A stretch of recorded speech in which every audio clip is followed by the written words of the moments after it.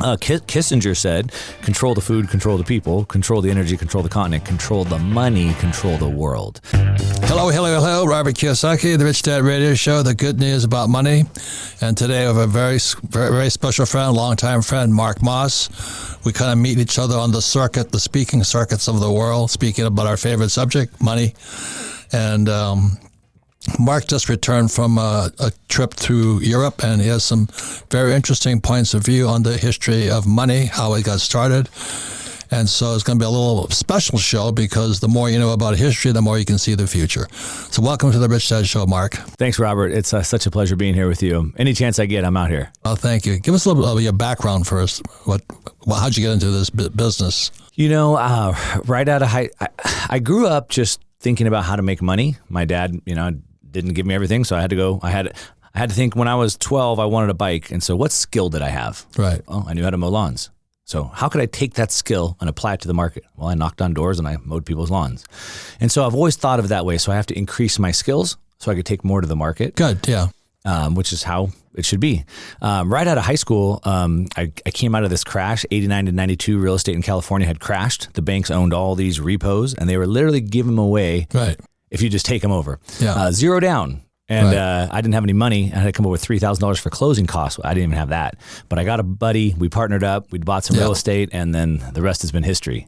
So that's kind of how I got into it. But then in 2008, I got blindsided and I got wiped out because I knew how to make money, but I didn't understand the financial system. Right. And I didn't realize how much power that had over my life. And I'm like, wow. So I'm really good at making money, but I need to understand what this is that has this control over my life. And so last 12, 14 years, I've just spent my whole life just trying to uncover that and try to figure that out selfishly at first, and now trying to help other people not make the same mistakes. Right. That's how Kim and I started. When the crash was so bad, nobody had any money. Everything was closing. We had no money. We didn't have a job. But we went around and figured the system out, the finance system. Yeah. And pretty soon we were buying real estate with nothing down and all this. And it was just on a soft skill called negotiations. Right. We go and talk to the seller, and we had to basically sell them the idea that we'd make sure their monthly nut was covered. Right. And that's how we got there. So when people say, I don't have any money, I said, not having money could be your best advantage. Yeah. If you're being resourceful and you're moving forward.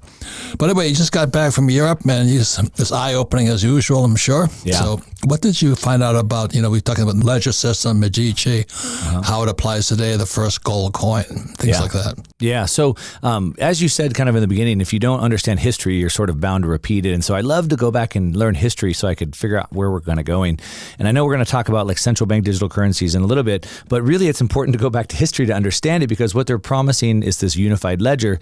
And if we go back to 1392 in Florence, Italy, the Medici banking family really invented the modern monetary or financial system that we have today. And it was through the creation of a ledger system and modern accounting.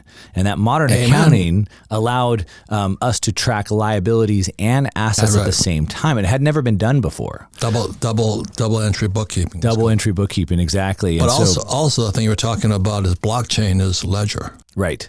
And so it's just going electronic.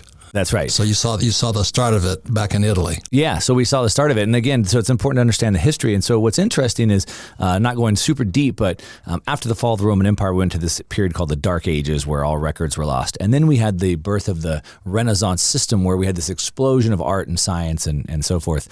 And it was really in Florence, they created a coin called the florin, which was a gold coin. And it was the longest lasting gold coin in history. It was about 400 years without being debased. And by having sound money for 400 years and globally recognized money, it had this explosion of trade and specialization. And so that's what really exploded this Renaissance age, a period of great abundance. And I went to the U.S. Merchant Marine Academy in New York because it was about ocean going, the sea lanes of the world. And they always talk about, like Venice and all that, the great sailors. Right. And how they traded through the Aegean and Greece and traveled the world. That was... the Gama went to Portugal, and God, it was all an explosion of Columbus went to America, supposedly. Yep. And Pizarro went to South America. And I was a history buff. I loved all that stuff. Yeah. And then Pizarro was a guy that, the Incas don't especially like him, but he went up there and he killed a lot of people, took their gold, and that's what caused Spain to boom. Yeah. Because they took all the Inca gold. Yeah. and dropped it off in Spain. Yep. And when they brought all that gold and silver back, it created a lot of abundance, but it also created a lot of inflation because they increased the money supply. Correct.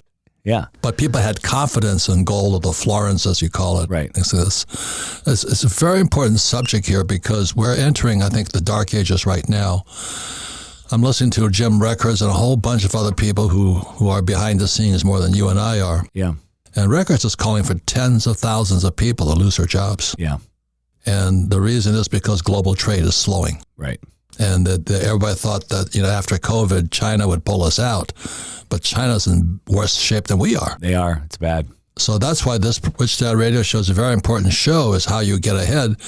I want to reiterate what Mark is saying about the 90s. Is when Kim and I had nothing, didn't have jobs or anything, we still invested. Mm-hmm. But we just didn't say these words, I can't do it. Yeah. I can't afford it. We just figured out how to do it. And to this day, I think about some of the properties in Portland, Oregon. I think of some of the properties we acquired and all that. Just talking to the seller. Yeah. Saying, look, I understand. Show us your numbers, da-da-da-da. And we had to figure out, could we rent the place for more than we were going to pay for it? But the seller just wanted to get out of there. Yeah. They were called, in the scientific world of real estate, it's called, I'm a don't wanter. I just don't want this thing anymore. And that period is coming up because a lot of people don't want their assets pretty soon. Yeah. And I love what you do, Robert, because it's a lot of mindset and a lot of different ways to think about things. And so while the world is scary. Like, we're going into this dark time, and to your point of what Jim Rickards is saying, like, it could be really bad, but that's when the most amount of wealth is made. Yes, amen. And so you have to go from this victim mindset, right, like, oh my gosh, the whole world's going to kill me, to going like, oh, how can I navigate this properly? Right. And if you can shake the victim mentality and you can learn to see there's opportunity everywhere, we can come out ahead. Just, I'm a big surfer. I'm from California. And in Fiji right now, there's what they call a code red swell, where the waves are like 30, 40 foot, right? And most people are running for their lives. They're going to die. And most people should never go in the water when waves are even 5 foot, much less 40, 50 foot. I had two classmates that have never come out. Right. Out of Hawaii. But these trained surfers went out there with the right equipment, jet skis and stuff, and they're riding these monsters, and they're having the time of their life. Right. And so if you have the training and the skill and the preparation, then you can go take advantage of these times. Absolutely. Absolutely. So anyway, we're going to talk today about what you see going on in the money markets. What's your opinion right now? Because there's gold, silver, and there's Bitcoin. I notice that people are getting they're more favorable towards Bitcoin and gold and silver. What do you see happening? Well, we have a big problem, and the big problem is that my dad always told me as I was a kid growing up that it takes a lifetime to build trust and one time to ruin it. Right. And what we're really witnessing isn't just the death of a fiat currency or the dollar. We're witnessing the death of the fiat money system, the international monetary system, which requires trust to work. Right. And so as we're losing trust, each nation is now starting to go, we can't trust the U.S. dollar system. Look what happened to Russia. They had their bank account seized. So now we need to use our own currency. So now we're seeing the rise of the BRICS. Right. And each of these BRICS nations wants to start using their own currency now. But of course, that's not going to work because they don't trust each other. They certainly don't trust China. They don't really trust the United States either. However, next month, starting August 22nd, they're going to announce this new currency, a BRICS currency. But I think what they're trying to do is they're trying to somehow restore some trust back to this fiat money system. But I don't know if they can. And I think that is the real question that we're kind of facing today. And what they're really wanting to do is find a way to reintroduce trust. And so they're thinking about bringing gold back and using some sort of a gold peg to this new BRICS currency that would give it value, which would be pretty interesting. Right. Just for people to understand here, it was back in 1944 after the end of World War II, because most times like this leads to war. And I'm afraid we're looking at war with, China, Taiwan, Ukraine, Russia. Yeah. It's not a good time. But anyway, when that happens is then, 1944, a whole new currency came out. It was called the U.S. dollar, backed by gold. Mm-hmm. It was called the Bretton Woods Agreement. And slowly but surely, they kept changing the rules. And so in 1971, Nixon took the dollar off the gold standard. He broke the Bretton Woods Agreement. Now, it set up this huge boom Because I remember in '72, I was flying I was flying in Vietnam for the Marine Corps, and I went to buy gold because I didn't know what gold was. And I had to smuggle gold into America because in 1972, when I bought my first gold, a Krugerrand from South Africa, it was illegal for Americans to own gold. Imagine that, illegal. And then what happened is in '74, Nixon sent Kissinger to Saudi Arabia and said, we're going to back the dollar with oil. So the dollar became the petrodollar. And then this guy Biden, he did some kind of goofy thing, which pissed off the Saudis. Yep. Everybody's pissed off at us now. Yep. And then they took us off the SWIFT system, the exchange system. Russia got pissed off at us, and they call Russia the gas station of the oil of the world. And oil keeps going up in price, and we now have a national debt that's going through the roof, and they keep printing more money. And for everybody listening to the show for all these years, I'm always saying, don't save dollars, save gold and silver and Bitcoin. Right. So what are your thoughts on all those historical facts coming to a head today? Yeah, and we're coming to the head, and we don't know how many more magic tricks they have, but we can see it's certainly starting to close in where we're in a situation now where the Federal Reserve is raising rates at the fastest rate in history to try to bring down inflation. But the problem is they're making the government broke. And so now the U.S. Treasury is bankrupt, and so their spending, their deficit spending is going through the roof. The problem is as they spend more into the deficit, it's causing inflation to go up even more. So we're sort of in this damned if you do, damned if you don't situation. And so the only way to really remedy this is then to impose capital controls to try to tamp down the inflation. But when you put the capital controls in place, then nobody else wants to hold the currency or invest into the markets.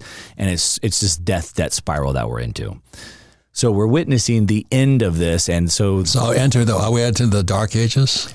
We are, for a number of reasons. See, I say that with tongue in cheek. Because when I studied history, I said, oh my God, the Dark Ages are coming. It's the end of an empire. The American empire is coming to an end. Yeah. So if you look at what sent us into the Dark Ages was after the Roman Empire fell, they went in and destroyed all the libraries, all the information. And it was almost like human civilization had to start over, like they didn't know anything. And what are we doing today? We're destroying all our history. Right. We're changing math. We're changing facts. And 1619 project. Right. And it's almost like we're losing what we know to be true. And now we're going to be lost in this dark ages. Information will be censored. And then the money will be lost as well. And so it could be scary, but I think there's hope. There's hope out there. But also during that period, corruption was huge. Yes. And then you look at what happened. Trump just tweeted a thing on the FBI and how they're coming after him and not Hunter Biden. And they found this baggie of cocaine in the White House, but somehow nobody dusted it. Yeah. They didn't dust the little baggie full of cocaine. They don't have any cameras there either. I know. I'm going, what is going on? So when corruption is that rampant, plus back in those days, the priests, the Catholic priests and all, they were taking bribes, and I read this one account of you go into confession with a priest. I'm not Catholic, so I don't get away with this thing. But it said you sit there, the Catholic priest would say, oh, you screwed 2 pigs and this wife, and you cheated then you did this. Okay, that'll be $50. That's how they got confessed. I don't know if it's true or not. I don't get Sarah's going to kill me for this one. But I listened to all this stuff. I said, well, it sounds like today. You know what I mean? Everybody's on the take. Yeah. Everybody's on the take. They're so desperate for money. Yeah, it's certainly the end of an empire when that happens, and so the only way to control the people from upturning that whole system is then to continue to clamp down even harder. So continue to gaslight the public, continue to censor the public, continue to try to control that narrative any way they can. What does gaslighting mean? I've looked it up and I couldn't figure it out. So it came from a play. I forget how long ago, but basically there was a wife who kept seeing like the street lights, the gas lights coming on, and the husband was like, no, they're not coming on. You're imagining that. And she's like, no, I can see them. No, you're not. It's not really, your mind's playing tricks on you. So it's like a form of like mental, psychological warfare. When you're telling people what they see is not true, even though they know it to be true. And it makes them go crazy because they're being told it's not. Because I don't know if you know, just recently, Rich Dad's been going through a big fight at Arizona State University because I did an event there with Dennis Prager and Charlie Kirk and all this, and the professors came after us. Yeah. Now, the strange thing is the kids loved what we did. I put on a program for about 80 Barrett Honors College kids. They loved the program. The professors hated it. Yeah. And then when we did this one event at Gamage, our professors went criminal. Mm-hmm. They're lying, cheating, stealing. It was so bad, Mark, that the Arizona State Legislature called an investigation into the professors. Wow. And the one, I think his name is Kern or Hearn, he says, we will do an investigation and some of you will lose your jobs. And that's how bad it's gotten, where the people we trust the most, professors, have gone woke. So we come back, ladies and gentlemen. This is a very interesting time in history. Are we entering into the Dark Ages? Because that's what happened when the Greek Empire fell, the Roman Empire fell, the Chinese Empire fell. And is the American empire about to fall because our dollar is criminal right now? So we'll be right back. What you can do to prepare for the future. Today's show is sponsored by Gold Alliance. If you're concerned about high inflation, looming recession, a troubled banking system, or out-of-control spending in Washington, this is an important message to hear. Because the fact is, during every major crisis in U.S. history, many of those who failed to prepare watched their savings, investments, or retirement funds go down, while many with the foresight to own gold helped preserve their purchasing power. Gold even made some folks richer. Now we're facing several major crises at once, and experts say we may soon face even more economic trouble. So please don't wait. Learn the simple way you can diversify with gold and put yourself on the road to financial peace of mind, even in uncertain times. The new free 2023 Gold Guide from our friends at Gold Alliance can show you how. Just visit www.freegoldguide.com/Robert or call 1-800-473-4585. Republican Governor and conservative commentator Mike Huckabee says Gold Alliance is the only gold provider he recommends to his friends and family. Find out why and visit freegoldguide.com/Robert or call now at 1-800-473-4585.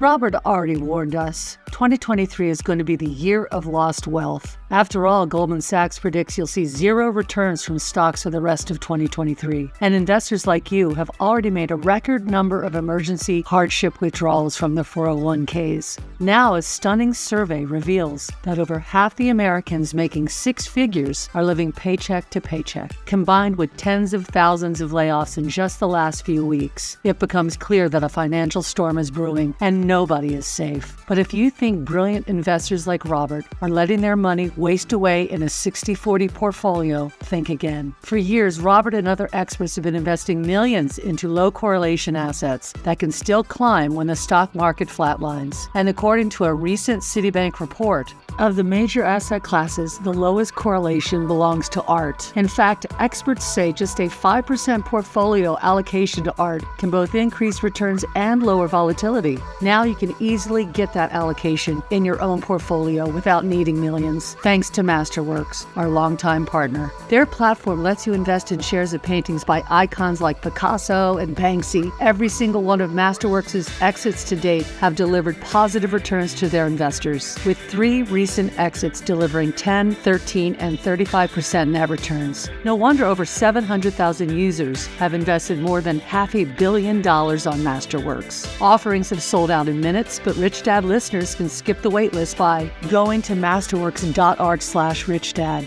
That's masterworks.art/richdad. See important disclosures at masterworks.com/CD. Welcome back. Robert Kiyosaki, the Rich Dad Radio Show, the good news and bad news about money. Today with special guest Mark Moss, old-time, long-time friend. And he is an expert on a lot of things money. He's a California surfer boy and been great friends. When I need to know the detail on something, Mark has the detail. So, Sarah, you had a question for Mark. Yeah, in the last segment, you had touched on basically the government. There's no other solution other than capital controls. Can you just explain to our audience what that means? Yeah, certainly. So capital controls is where they control the capital. They don't want money. They don't want money leaving the country. And so what happens is when you're in a country that has super high inflation, you're in Venezuela, you're in Argentina, you're in Turkey. So in Turkey, the currency is inflating so fast, 80%, 90% inflation, that people will take their the Turkish lira and exchange it for anything. And they most likely want to get it out of the country, but they don't want the currency to leave the country because it just continues to crush the economy even faster. And so they'll limit money leaving the country. A couple examples are, so I was just recently, a week ago in Spain at this entrepreneur conference, and there was some entrepreneurs there from the Netherlands. And Netherlands are doing these capital controls now. So they're trying to buy product from other countries in the EU, right? It's sort of like the United States over there, the size. But they're not even able to buy the things they need because the government doesn't want the money to leave. Or the group that put this event on were from Argentina. And so in Argentina, they've had 100% inflation. And so the government says the exchange rate, the quoted exchange rate is roughly 250 Argentine pesos to $1 US. But you can only exchange, I think, $300 for that. So the black market, the exchange rate is 550. So people will go on the black market because they don't want the currency, right? So then what the government does in more capital controls is they say on your credit card, you can only spend $300 a month. If you go, so these guys are traveling, they're in Spain. Well, what do? They have to use their credit card. If they spend more than 300 leaving the country, they exchange it at double the black market rate. Okay, so that sparked something in my head. FedNow just launched, and we know that a lot of people feel like that's the future. Right. Is that a capital control? Capital control, and is that a real potential? Do you see happening in the United States? Yeah, so, just going back to the same Mark Twain line, history doesn't repeat, it rhymes, but it does repeat. And so there's a 250-year cycle for an empire or a democracy, and so they always follow the same path. And the last path is always capital controls. And so, yes, I do see that. Is this FedNow the gateway? Most likely. Part of what FedNow does is it allows money to move between banks 24/7 now because banks are only open bankers' hours, right? So Monday through Friday, 8 to 5. But now FedNow will allow money to move nonstop. However, they've put gateways on that. So, for example, any transaction over $100,000 goes to the side, has to be manually reviewed. And so it allows them to stop a transaction whenever they want. So I don't think FedNow is as scary today as most people want to make it seem, but it's this slippery start. It's I a was start. going to say it's like a gateway drug. It's the gateway, right? But that's like, so that's going to lead to CBDC. Yeah. The 22nd of August is the BRICS, BRICS. Yeah, the BRICS currency. Nations, and they want to go to a gold-backed cryptocurrency. So the U.S. dollar's under assault. And one last question from the old history. Capital controls and price controls, because Nixon tried to slide in price controls. What are price controls? So they're the same thing. So what happens is, and they work together, right? So what happens is inflation, because the money is dying, right, the prices are going up, which is what makes people want to flee and go. So they need capital controls to keep people in. But prices are still going up so fast, so then they try to cap the prices to try to combat the inflation. That's price control. So they kind of work hand in hand. But the problem is that if they don't do that, then it leads to what we call a speculative attack against the currency. So what happens is, like in Turkey, for example, the inflation is running so high, or let's just use the United States as an example. At the end of 2021 and 22, you could get a 30-year loan for 2.5%, 3%. Right. But inflation was 8 or 9%. So what would you do? Well, you would go borrow the currency to get a 3% loan. That's what I was doing. Yeah. Right, of course.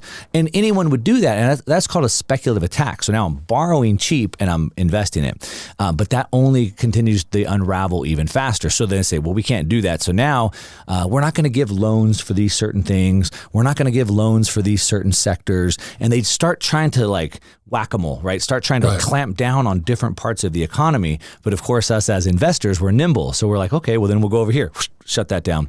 And so those two work together. Control the flow of capital in and out of the country, in and out of assets, debt specifically, and also cap the prices so they can try to pretend like inflation is staying down at the same time. So I'm curious about this entrepreneur conference. What kind of conference was it? It was amazing, Robert. I was very encouraged. So it's a group called the Capital Club. And it's like all 30-something entrepreneurs, mostly in the digital economy, so e-commerce and things like that. They're all 7, 8-figure entrepreneurs. There was 125 of them. So it was like a little mastermind group. And they had a handful of speakers. Mark Joyner came in. Gary Brecka, the biohacker, came in. But it was very encouraging to see about 125 young entrepreneurs that are making a lot of money.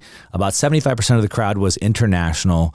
And they asked me to come in and kind of talk about the BIS, the org chart of the world and how we navigate around that. But did make me hopeful for the future. That's good. That's good. Yeah. So anyway, once again, this is the Rich Dad Radio Show. We don't recommend, we don't, say to do anything. The reason we have this program also is you go to Rich Dad Radio, and we archive all of our programs. For you who have friends, family, and that idiot brother-in-law who can't hear a thing, please go to Rich Dad Radio, play this back. And we don't recommend what you buy or sell or do with your money, but we do want to open your minds up as to what is happening. Yeah. And so I've been a history buff for years. I mean, the way I got into gold and silver was in 1964. I knew nothing. Yeah. And I was just starting high school, and I pulled up a dime and a quarter, and it had copper on it. Yeah. And I went like this, So why is it copper? And I didn't know I was bumping into Gresham's Law. And Gresham's Law has been around since the dinosaurs walked the earth. Right.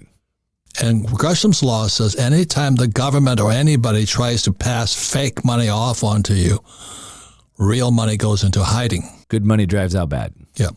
So we're at Gresham's Law right now on a massive global scale. So what do you say to people? We're in the middle of Gresham's Law. I don't save dollars. And I said, I was laughing the last program we had Lear Capital on. I was holding this up. And the guy's he was started in international banking. I said, the Japanese, they're hereditary, what do you want to call it, genetics. Yeah. Japanese are savers, which is why they're stupid. But they save yen. Right. I'm going, I don't even want to save this piece of toilet paper, the dollar. But the Japanese save yen. So I want you to be disrespectful to my race. I'm fourth generation Japanese American. Would you save yen today? No, you wouldn't. I wouldn't want to save dollars either. And while it's easy to see the dollar is going up against all the other currencies over the last couple of years, it's crashing against assets. Yeah. So it's down on real estate, it's down on stocks. But if you want, let me tell you what's actually being planned by the big bank organizations that they're trying to put in place right now. And so if we look at the world in like this org chart, above us, we have like these policy makers. And so that would be, the policy enforcers would be like the governments. Above that are the policy makers. And so these are like the World Economic Forum. We have the Club of Rome, these types of things. You mentioned Kissinger. So Kissinger is really the one that kind of put all this together. Above that, we have the central banks. And then above the central banks, we have the Bank of International Settlements, the BIS, right? Yeah. And they just made gold and silver tier 1 assets. Right. It's gold. So they, Mayor Rothschild famously said, give me control over a nation's money. I care not who makes its laws. Right. So I love that. Right. And Say it again. Give me control over a nation's money. I care not who makes its laws. Amen. Kissinger said, control the food, control the people, control the energy, control the continent, control the money, control the world. And so when you look at this org chart, you see that the BIS, the Bank of International Settlements, and the central banks are above the governments. And they control the governments by controlling the money. Right. Oh, no money for you. Sort of like the soup Nazi on Seinfeld, But is that what they're afraid of with crypto and the CBDC, central bank digital currency? Right. So this is what's coming out now. So the Bank of International, the BIS, has now had 2 papers come out in the last couple of months, and they are rolling out these central bank digital currencies, the CBDCs, very hard. So there's 2 projects that they've rolled out. One is called Project Imbridge, and the other one now is called this Unified Ledger. And so basically what they want, and this is, of course, headed up by China, Malaysia, Switzerland, Hong Kong, Singapore, UAE, United Arab Emirates, right? So the oil, the Reserve Bank of Australia, Bank of France, and the Bank of Thailand. And so they're all in on this. They're ganging up on the U.S. dollar. They're ganging up. So Switzerland, Hong Kong. So Hong Kong is the, financial capital of the world, specifically for Asia, right? Singapore, all those. And so they all have their own central bank digital currencies, but then Project Imbridge is the hub. So BIS now will run the hub, and all central bank digital currencies will go into the hub and they'll be exchanged. And so that's the unified ledger. Okay. But that's what they call the basket. A lot of times they're talking about SDRs and all this. For years and years and years, they've been trying to figure out how to get a global currency. Right. So they have what's called SDRs, special drawing rights. Right. And so that means the IMF. So the IMF is a little bit lower down on the totem pole in the org chart, but each currency has their currencies in a basket. Right. And so the US dollar is the biggest part of that basket. I want everybody to hear this. They're doing so much just to figure out what is money. Yeah. What is money? And I've been a real simple dude. Like I said, I hold up a little silver dollar and it's got copper on it. It says, this is not money. Right. That was 1964. Yeah. So today, all I do is save real silver and my gold. Yeah. But the issue today, I want all the listeners of this Rich Dad Radio Show is, what is money? Right. What are you working for? What are you saving? And how do you plan to survive into the future if what you think is money, what your mommy and daddy taught you or what the school system taught you is money, isn't money? What I like to say, Robert, is something a little shocking just to get people's attention. But I say none of us want money. We don't want money. What we want is the things that money buys us, the goods and services, right? And so then I think about this like adversarial, because if we're going into the we are going into this central bank digital currency world where they'll have total control, just like when the government seized gold in 1933. But if we were in 1933 and they seized all your money, all the gold in the bank, how would you have protected yourself? Well, if I didn't have gold in the bank, instead I had a ranch with 200 head of cattle, I wasn't affected. If I had a general store and I was selling supplies in town, I wasn't really affected. And so I didn't have all my money in their financial system.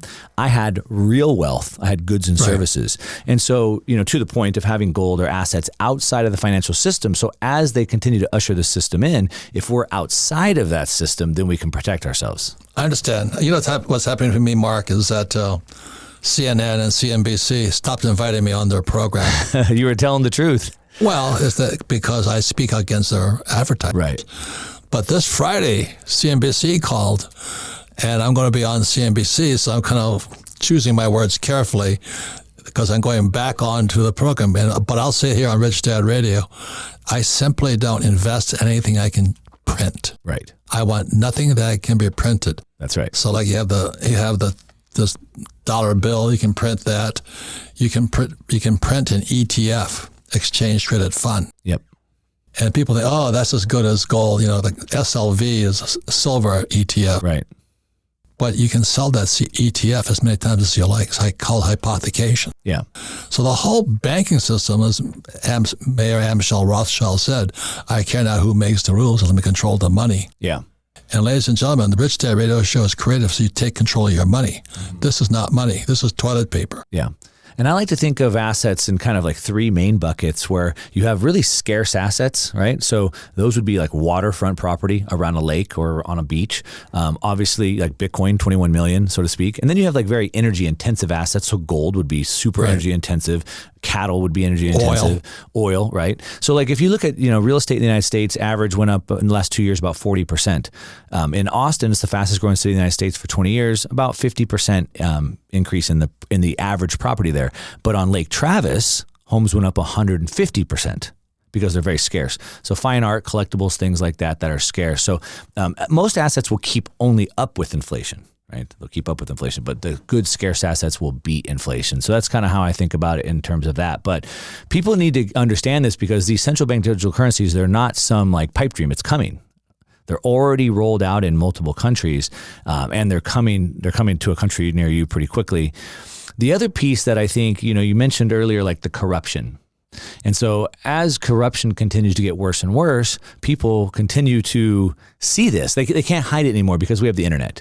And so now the people are mad about this. And so they have to kind of continue to control the information. So now it's all misinformation that we hear, malinformation. It's a threat to our democracy. So the next piece with the central bank digital currencies is also online identification.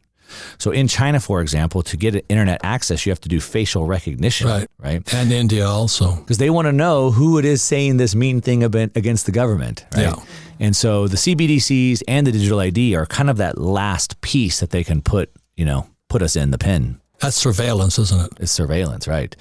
I like to say without the freedom to transact, there is no freedom. Right. So it goes back to the Medici family when they came in with a florin. And they had gold, and people trusted gold. Trade flourished. Right. It exploded all over the world. People traveled all over the world looking for gold and silver. Right. And now it's coming to an end. And when there was a universal form of money that everyone could recognize and accept and use, right? Because before that, you had all these different coins with different weights and different measures. It was very difficult. And so when we have one coin, but to the point now we've had the dollar has been the global reserve currency of the world. But as we start breaking into all these different currencies competing, what will that do to the world trade? Well, the BRICS nations was started with 5, and they estimate they'll jump it to 41. Right. Over 60% of the world's population. And the money. So, ladies and gentlemen, we're running out of time. Mark, I want to thank you. When we come back, we'll ask Sarah for the final questions here. But, ladies and gentlemen, the question is, what is money? And ask yourself that question, because when I asked Kevin DeMeritt of Lyric Capital, I said, if you're a Japanese, would you save the yen? He goes, no. So the Japanese are, though. And you think about that. Why are the Japanese, with one of the worst currencies in the world, the highest debt to GDP ratios in the world, why are they saving yen? Because that's what they're told to do. We'll be right back.